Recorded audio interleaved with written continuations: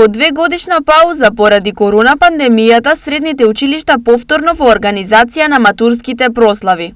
За прв пат после 2 години знаеме поради корона кризата дека ќе се одржи матурската вечер. Истата ќе биде во Стиво Плаза на 23 овој месец, додека учениците, односно генерацијата, си организираше и денска забава. Возбудата и еуфоријата кај средношколците е евидентна, а според нив истата се чувствува и кај професорите.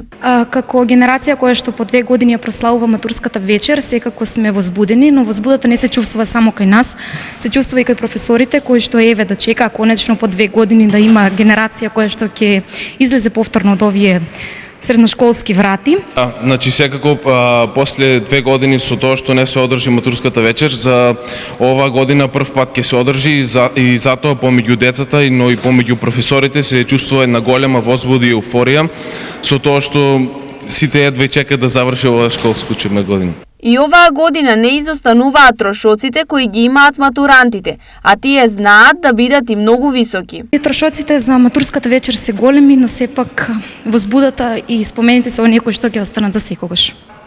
Трошоците се различни за секое дете, во зависи од тоа за различно ќе се опремат или на различен начин ќе потрошат парични средства во зависи од тоа како и на кој начин ќе бидат облечени во однос на потрошувачката за хотелот и за останатите работи ќе биде различно за секој дете.